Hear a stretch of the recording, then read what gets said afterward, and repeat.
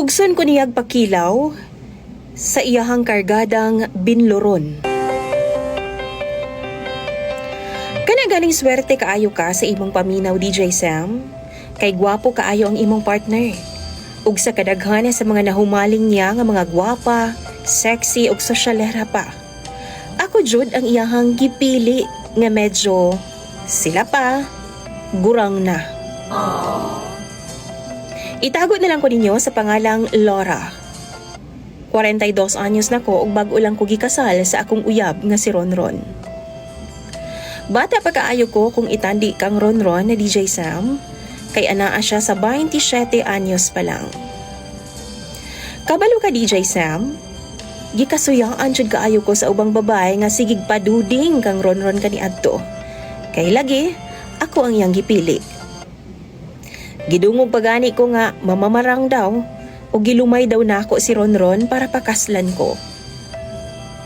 Wala lang jud ko nanumbaling, DJ Sam. Kay para sa ako ang importante, wala ko'y gibuhat nga dautan og dili tinuod ang ilang mga pasangil og bandaot nako.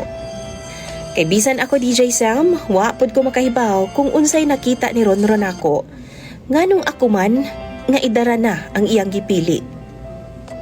Hinuon, hitsuraan man po daw ko, medyo idara na nga lang. Nadugay man gud ko sa abroad ug wala jud ko nagminyo hangtod dili maplastar ang akong pamilya. Nag-ilaming duha sa social media ni Ronron DJ Sam.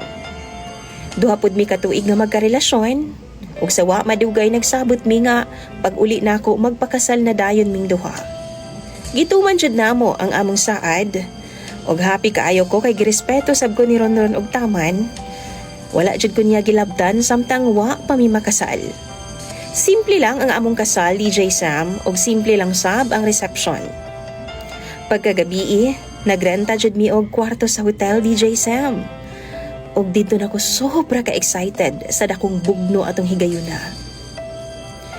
Dili na ko first time, DJ Sam, sa kama, kay nakatry naman